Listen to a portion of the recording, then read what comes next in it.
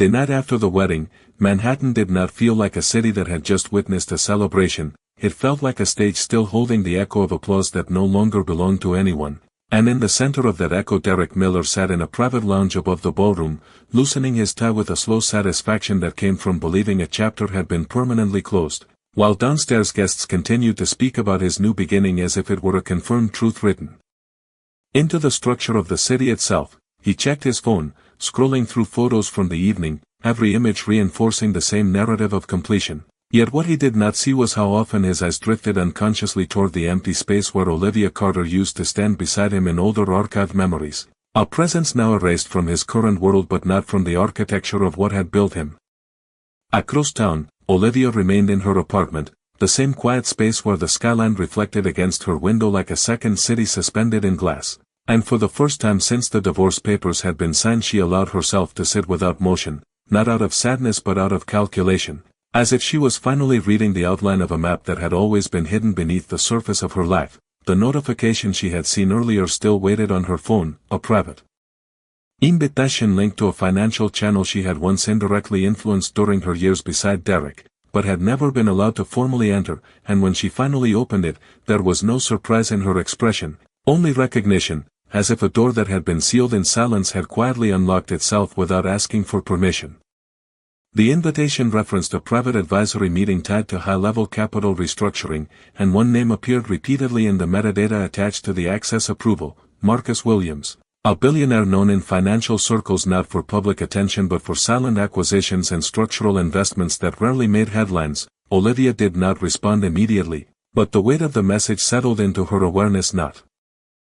as opportunity in the emotional sense, but as alignment, something precise and deliberate forming at the edge of her next step. Meanwhile Derek returned to his penthouse overlooking Central Park, where his new wife moved through the space arranging final details from the wedding reception, speaking about future appearances and upcoming charity events as if their life had already stabilized into a permanent image, and Derek listened with half attention, more focused on the validation still flowing in through social media engagement and congratulatory messages from business associates who treated his remarriage as a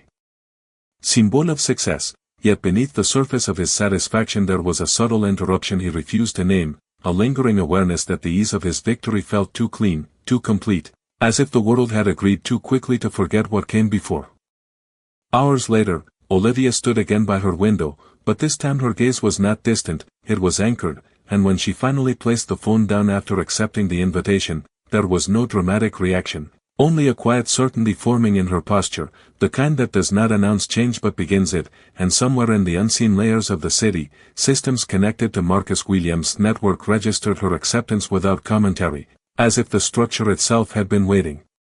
for that exact moment to begin its next phase, while Derek Miller, still surrounded by the soft glow of his chosen life, remained unaware that the silence he mistook for conclusion was slowly reshaping into something far less predictable. The first sign that something had changed did not arrive with noise or confrontation, but with silence inside systems that were usually loud with validation. As Derek Miller sat in a glass-walled office overlooking Manhattan and noticed that certain congratulatory messages from key business contacts had stopped arriving with the same consistency, replaced instead by delayed responses that felt unusually neutral, almost procedural in tone, as if the social momentum surrounding his recent wedding had begun to settle into something less enthusiastic than he expected. A. dismissed it at first, attributing it to normal fluctuations in attention, yet the feeling remained, subtle but persistent, like a background signal no longer fully aligned with his control. Across the city, Alicia Carter arrived at a private entrance of a discreet financial building in downtown Manhattan, a location with no visible signage and no public acknowledgement of its internal operations, where she was guided through a reception process that required no introduction beyond a name already verified in advance. She moved through the space with steady calm, her presence unremarkable to anyone observing casually, yet fully acknowledged by the structure itself, as elevators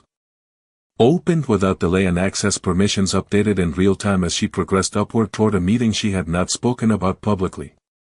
In a conference room overlooking the city skyline, Marcus Williams was already present, not seated in the center of attention but positioned in a way that suggested he was not waiting, only observing timing unfold as expected. And when Olivia entered, there was no exaggerated reaction, only a brief acknowledgement that carried the weight of prior understanding, as if the conversation between them had already begun long before this physical meeting occurred. Meanwhile, Derek attended a scheduled executive brunch hosted by associates who had celebrated his recent personal transition, yet the tone of the gathering felt slightly different from the reception he had received days earlier, with conversations shifting more quickly toward business topics and away from personal congratulations, as if the novelty of his new public image had already started to integrate into routine expectations rather than admiration. He spoke confidently, maintaining his familiar control of narrative, but found himself subtly adjusting to questions that required more specificity than before, particularly around upcoming partnerships and structural commitments within his company. At the same time, Olivia reviewed a set of documents displayed on a private terminal in front of her, not with emotional reaction but with focused attention, as Marcus explained in measured terms how her access into certain advisory structures would position her within decision layers she had previously only observed from distance. There was no emphasis on transformation or personal reinvention in his tone, only alignment and capability, as if her presence was not being elevated but recognized at the correct level for the first time. Derek, unaware of this parallel shift, returned to his penthouse later that day and paused briefly while reviewing a message referencing a postponed internal review within one of his affiliated business channels. The wording neutral yet structured in a way that drew his attention more than he expected, suggesting procedural verification rather than routine scheduling. He set the device down and looked toward the skyline, expecting the familiar reassurance of success to settle his thoughts, but instead experiencing a faint uncertainty that he could not yet define, as if the environment around his achievements was beginning to respond to inputs he had not initiated. Far across the city, Olivia stood at the glass wall of the conference room, listening as Marcus concluded a brief overview of upcoming strategic alignment, and when she finally spoke, her response was calm, minimal, and precise, confirming understanding without emotional framing. While outside the glass, Manhattan continued its movement, unaware that within its financial layers, certain connections were no longer reflecting the structure they had once been built upon. The city of Manhattan moved through its afternoon rhythm with a quiet intensity that felt almost unnoticed, as if the surface of daily life continued unchanged while something deeper was beginning to reorganize beneath it. And in a private conference space high above downtown, Alicia Carter remained seated across from Marcus Williams, listening as he spoke with calm precision about structural entry points into financial networks that operated beyond public visibility. His tone was never dramatic, never persuasive in an emotional sense, only factual, as if he was describing a system that already existed and simply required the correct presence to activate its alignment, while Olivia observed without interruption, her expression steady, absorbing not only the information but the implications of what it meant to no longer exist outside certain decision layers. Across the city, Derek Miller stood in a glass office reviewing a series of updated internal summaries from his company, noticing subtle shifts in language that he could not immediately attribute to any single source. Phrases like pending verification and extended review window appearing in places where confirmation had previously been automatic, and although nothing about the documents suggested immediate threat or disruption, the consistency he relied on began to feel fractionally less stable, like a system still functioning but no longer responding with its usual certainty. He leaned back in his chair, adjusting his perspective toward the skyline, convincing himself that procedural adjustments were routine in expanding organizations. Yet the timing of these changes coinciding with his recent public attention made the pattern feel less random than he wanted to admit. Meanwhile, in the private conference room, Marcus concluded a brief explanation of upcoming alignment phases, stating that certain advisory structures would begin recognizing Olivia's involvement across multiple tiers of financial review, not as symbolic presence but as functional participation, and he emphasized that this recognition would occur gradually through existing frameworks rather than sudden announcement, preserving stability while recalibrating influence distribution. Olivia nodded once, acknowledging without hesitation, her focus remaining on the structure of what was being described rather than its prestige, as if she understood that real change did not require visibility to be effective.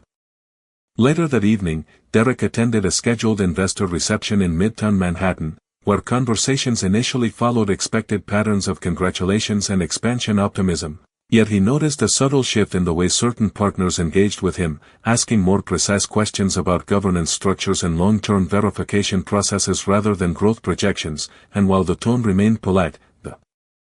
underlying dynamic felt less like celebration and more like assessment. It responded with controlled confidence, reinforcing stability in his narrative, but internally he registered the difference in atmosphere. A quiet recalibration that no one explicitly acknowledged yet everyone seemed to be participating in at the same time. Olivia exited the conference building alone, stepping into the evening air where city lights reflected across the wet pavement from a recent light rain, and she paused briefly before entering her vehicle, not out of hesitation but observation, as if taking measure of a world that had once excluded her from its structure and was now beginning to register her presence within it. Her phone displayed a short confirmation from Marcus' office indicating that next phase integration would proceed within 48 hours, and she closed the message without reaction, placing the device aside as the vehicle moved forward into traffic. Across Manhattan, Derek returned to his penthouse later that night and stood for a moment by the window, watching the city stretch outward in layers of light and distance, sensing without clarity that the environment around his success was beginning to respond differently than before, while somewhere within the same network of decisions and alignments, systems that once remained separate were slowly beginning to converge around a structure he had not yet learned to see. The next morning in Manhattan arrived with a quiet clarity that felt almost unnatural, as if the city was continuing its routine while subtle structural changes were being finalized beneath its surface. And inside a high-rise conference level in downtown Manhattan, Olivia Carter sat alone for the first time since her meeting with Marcus Williams, reviewing a series of structured documents displayed across a secure digital interface that outlined her formal entry into a private advisory network. Connected to multiple financial entities operating across different sectors, there was no emotional reaction on her face, only focus, as she absorbed the fact that her role was no longer peripheral but integrated into systems that handled decisions at a scale she had previously only observed from a distance. Across the city, Derek Miller entered his corporate office earlier than usual, his schedule already filled with meetings that carried an unusual tone of review rather than expansion, and as he moved through the morning briefing he noticed that several internal updates had been marked with language he had not authorized, referencing extended compliance checks and independent verification layers that now required additional approval steps before execution. The adjustments were subtle, but their consistency created a pattern that interrupted his usual confidence in how quickly decisions moved through his organization. It paused during a presentation from his executive team, listening as a senior advisor mentioned a temporary pause in certain authorization channels tied to legacy structures, a phrase that was delivered calmly but landed with a weight that shifted the atmosphere in the room without anyone explicitly acknowledging it. Meanwhile, Olivia was guided into a second private session within the same facility, where Marcus Williams appeared on a secure call interface, confirming that her participation had now been recognized across multiple institutional layers, including advisory and compliance frameworks that would begin routing select evaluations through her input. His explanation was precise and restrained, emphasizing that the change was procedural rather than symbolic, yet its implications extended far beyond simple access. Olivia responded with quiet acknowledgement, her voice steady, asking only for confirmation of timelines rather than interpretation, reinforcing that she was processing the structure rather than the emotion behind it. Later that day, Derek attended a closed executive review meeting with key stakeholders, expecting routine alignment on upcoming initiatives, but instead encountering structured questions that required documentation he had previously not needed to provide at this stage, particularly around historical agreements and legacy asset classifications that were now being referenced with increasing specificity. While the tone remained professional, the direction of the conversation was no longer fully under his control, and he found himself responding more carefully than usual, adjusting to a rhythm that felt slightly unfamiliar. Across the city, Olivia stood briefly by the window of the conference level, observing the skyline where glass towers reflected the movement of sunlight in layered patterns. And for the first time she considered not what had been taken from her, but what had been quietly structured beneath everything she once believed was final. That evening, Derek returned to his penthouse and reviewed a delayed report on his tablet, noticing that one of his major internal divisions had initiated a secondary compliance audit without direct instruction from him, a procedural step described as standard but unusually timed given the stability of the operations. He set the device down and looked out at the city, sensing a subtle disconnect between expectation and response that he could not yet fully identify. At the same time, Olivia received a final confirmation message indicating that her advisory presence would be included in an upcoming high-level financial review cycle, and she closed the message without hesitation, her expression unchanged, as the city outside continued its uninterrupted rhythm while two separate trajectories within it continued to move toward a convergence neither of them had fully seen coming. The morning in Manhattan carried a different weight than before, not in what could be seen but in what could be felt through the quiet adjustments happening inside corporate systems that usually moved with predictable certainty, and inside a high-level executive corridor Derek Miller walked through a sequence of meetings that no longer carried the familiar rhythm of automatic approval, as each agenda item now required additional confirmation layers that interrupted the flow he had always taken for granted. His executive spoke carefully, referencing new compliance frameworks that had been introduced without public emphasis, describing them as standard procedural updates. Yet the repetition of those procedures across multiple divisions created a pattern that subtly shifted the foundation of his control. Across the city, Alicia Carter entered a secured conference suite where the atmosphere was calm but structured with precision, and on the table in front of her multiple live data streams displayed institutional networks updating in real time, reflecting her newly integrated advisory position within a financial system that operated across several interconnected entities. She did not react with surprise or emotion, only focus, as Marcus Williams appeared through a secure interface connection and confirmed that her advisory input would now be referenced in scheduled decision cycles affecting regional capital allocations and long-term structural reviews. His voice remained steady, explaining that this integration was not symbolic recognition but functional participation, meaning her perspective would now influence decisions that previously moved without her input. And Olivia acknowledged this with a simple confirmation, her attention fixed not on status but on structure, as if she was mapping the architecture of a system she had once been excluded from. Meanwhile, Derek attended a private strategy session with senior stakeholders where expectations of continuity were replaced by careful reassessments of legacy agreements, and although the room maintained a professional tone, the direction of conversation had clearly shifted toward verification of historical structures rather than forward expansion, forcing him to respond with increasing precision as if every assumption required validation before being accepted. He noticed subtle exchanges between advisors that suggested parallel reviews were occurring outside his direct control, and while no one openly challenged his authority, the absence of automatic alignment created a new kind of pressure that was more procedural than emotional, yet equally disruptive. At the same time, Olivia reviewed a detailed briefing outlining upcoming evaluation cycles where her advisory role would be formally included in cross-institutional assessments, and she observed how the language of the documents emphasized integration and continuity rather than disruption, as if the system itself was adjusting quietly to her presence without needing announcement or explanation. Later that day, Derek returned to his office overlooking Manhattan and paused longer than usual while reviewing updated internal reports, noticing that several decisions tied to his subsidiaries had been temporarily rerouted through compliance verification channels that did not previously exist at this level. And although the changes were described as routine, their timing and consistency suggested a broader restructuring he had not been informed about directly. He leaned back in silence, observing the city skyline that once reflected certainty but now seemed to mirror a slower, more deliberate recalibration of influence across unseen layers of his business environment. Across the city, Olivia stood briefly by the glass wall of the conference suite, watching the same skyline from a different elevation, aware that her position was no longer defined by absence but by structured inclusion, and when Marcus confirmed that the next phase would expand her advisory reach into higher-tier financial review boards, she acknowledged the update without hesitation, understanding that nothing about this transition was sudden, only previously invisible until the system reached the point where it could no longer remain unchanged.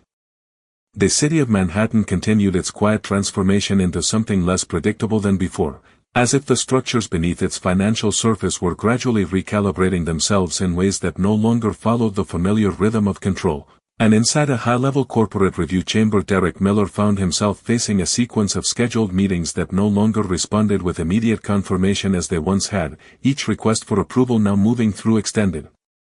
verification layers that introduced delays he could feel but not immediately trace to a single source. The atmosphere in the room remained professional, yet the absence of automatic alignment created a subtle tension that made even routine decisions feel slightly heavier than before, As if the system supporting them was quietly requiring additional justification for actions that had once been assumed. Across the city Olivia Carter stood. In a secure advisory suite where multiple institutional data streams were now visible on a controlled interface, reflecting her expanded participation in financial oversight processes that connected several independent entities under unified review structures, she observed the flow of information without interruption, her focus steady and analytical, while Marcus Williams joined through a secure connection and confirmed that her advisory role had now been extended into higher-tier evaluation cycles that influenced allocation frameworks across regional portfolios. His explanation remained calm and precise, emphasizing that this expansion was not a symbolic recognition but a functional integration, meaning her input would now be embedded directly into decision pathways that shaped structural financial outcomes, and Olivia responded with quiet acknowledgement, her attention centered on the architecture of the system rather than its implications for perception or status. Meanwhile, Derek attended an executive session where senior advisors presented updated compliance summaries tied to legacy corporate structures, and although the presentation was delivered in a controlled and procedural tone, the content required repeated clarification that subtly disrupted the flow of authority he was accustomed to maintaining. Each reference to historical verification processes added another layer of distance between his expectations and the responses he received, creating an environment where control was no longer assumed but continuously validated. He noticed that several stakeholders avoided definitive language when discussing forward plans, instead referring to conditional approvals and pending structural confirmation, a shift that gradually reframed the entire discussion into something more uncertain and strategic. At the same time, Olivia reviewed a new set of integration documents that outlined how her advisory presence would interact with cross-institutional review boards, and the language used within these documents emphasized continuity and system stability, suggesting that her inclusion was designed to support equilibrium rather than disruption, even though the underlying effect was a redistribution of influence across previously fixed decision channels. Later that day, Derek returned to his office overlooking Manhattan and reviewed a series of internal updates that now included references to extended audit procedures within subsidiaries that had previously operated under established autonomy. And although the reports described these developments as standard procedural adjustments, the timing and consistency of their appearance suggested a broader alignment process occurring across multiple levels of his organization. He remained composed, but his attention lingered longer on each section of the report, as if searching for the point where these changes originated, yet finding only layers of explanation that pointed toward systems rather than individuals. Across the city, Olivia stood briefly by the glass wall of the advisory suite, observing the skyline with quiet focus, aware that her position was no longer defined by exclusion or observation but by structured participation within a network that was actively recalibrating itself around her presence. And when Marcus confirmed that the next phase would involve direct participation in high-level financial governance reviews, she acknowledged the update without hesitation, understanding that the transformation underway was not sudden but the result of a sequence that had already been set in motion long before either of them reached this moment. The following morning arrived in Manhattan with a level of stillness that felt unusual for a city defined by constant movement, as if the financial districts were temporarily holding their breath while multiple systems completed unseen recalibrations beneath the surface, and inside a secured executive facility overlooking Midtown, Olivia Carter prepared for her first formal inclusion in a high-level institutional review session where representatives from multiple financial divisions would be present to evaluate coordinated portfolio structures across interconnected assets. She sat at a long glass table with a calm expression, reviewing structured briefing materials displayed on a private interface, not as a visitor but as a recognized participant within the decision architecture. While Marcus Williams appeared moments later through a secure connection channel and confirmed that the upcoming session would include executive-level stakeholders whose organizations were directly impacted by the alignment process now underway across several markets. His tone remained composed and precise, explaining that this was the first stage where advisory input would be recorded in real time within formal governance documentation, meaning that Olivia's presence was no longer passive observation but active integration into procedural decision pathways that influenced capital distribution and structural verification cycles. Olivia acknowledged the update without visible reaction, her focus remaining on the flow of information rather than its symbolic weight, as if she was observing the internal logic of a system that had finally reached a point where her input could no longer be excluded. Across the city, Derek Miller entered a private boardroom within his corporate headquarters where senior executives had already gathered earlier than scheduled, their posture unusually restrained compared to previous meetings, and as he reviewed the agenda he noticed that multiple discussion points now centered on external compliance alignment and historical asset validation frameworks rather than expansion strategies or forward projections. The language itself had shifted in subtle but consistent ways that suggested broader oversight structures were now influencing internal decision cycles. During the session, a senior advisor referenced an upcoming high-level financial convergence event hosted in collaboration with external institutional partners, noting that representatives from multiple advisory networks would be present to review integrated portfolio frameworks across sectors connected to DIDIC's business ecosystem, and although the statement was delivered without emphasis, it introduced a level of anticipation that altered the atmosphere in the room. Meanwhile, Olivia transitioned into a secure transport route leading to a central financial tower in downtown Manhattan where the convergence event was scheduled to take place, and as she moved through the building's interior she observed the quiet precision of coordinated access systems that responded to her presence without delay, confirming her position within the approved participant structure. Inside the upper-level conference hall, Marcus Williams arrived separately, taking his place among other institutional representatives who were already reviewing preliminary alignment reports projected across large transparent displays that outlined cross-organizational financial structures in real time. Derek arrived later, escorted through a separate entrance reserved for executive-level stakeholders, and as he stepped into the hall he immediately sensed a difference in the environment compared to previous gatherings, not in overt tension but in the absence of predictable affirmation, as conversations among participants were focused on verification layers and structural continuity rather than performance or growth narratives. He moved through the space with controlled composure, greeting familiar faces while noticing subtle pauses in dialogue when certain names or entities were referenced, as if the framework of discussion had expanded beyond his immediate control.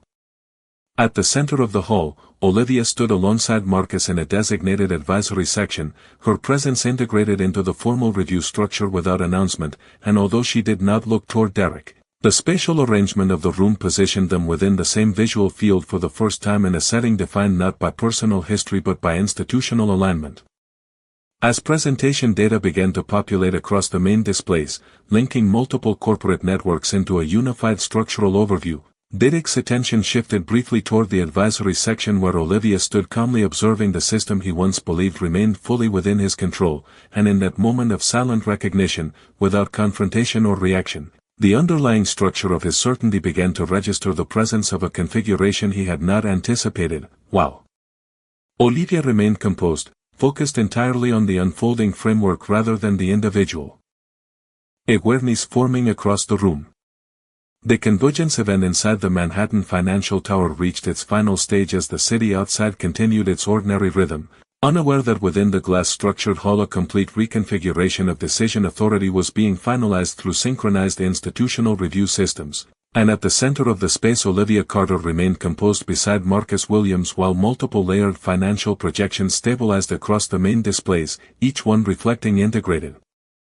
data streams that now included her advisory input as a recognized component of the governance structure. There was no visible reaction on her face, only calm observation, as if she was witnessing a system resolve itself into a form that had always been moving toward this exact configuration.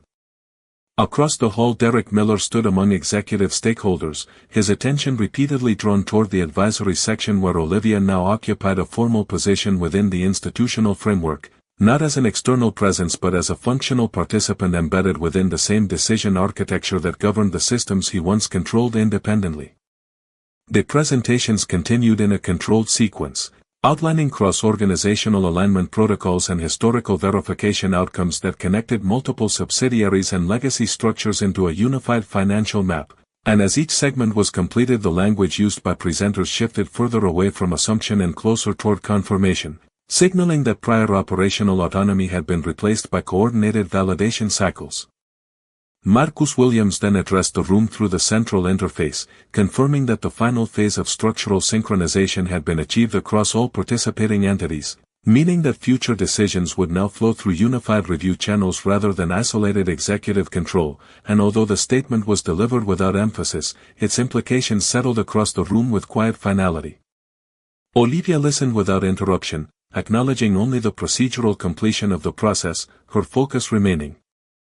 on the system itself rather than its external perception, while Derek maintained composure but observed the shift in authority distribution as reporting lines and approval pathways displayed on screen no longer reflected the structure he had previously operated within. For the first time, he recognized that control was no longer concentrated in individual executive positions but distributed across a networked framework that included advisory participation from entities he had not anticipated. And that realization did not arrive as confrontation but as structural clarity emerging too late to influence the current configuration. As the session moved toward closure, Marcus confirmed that all integrated parties would now proceed under a continuous evaluation model, ensuring that financial and operational decisions remained aligned through ongoing verification rather than discrete approvals, effectively replacing previous independence with synchronized governance logic. Olivia rose with the advisory group as the meeting concluded, her movement calm and deliberate, while Derek remained momentarily still within the hall, observing the final adjustments on the central displays as they stabilized into a permanent structure that no longer reflected his earlier assumptions. Outside the tower, Manhattan's skyline continued unchanged, yet within its financial core the architecture of influence had already shifted into a new equilibrium, where Olivia Carter stood not as someone returning to the system, but as someone who had become part of its foundation, while Derek Miller silently faced the reality that the version of control he once relied upon had already been redefined without resistance or announcement, only through completion.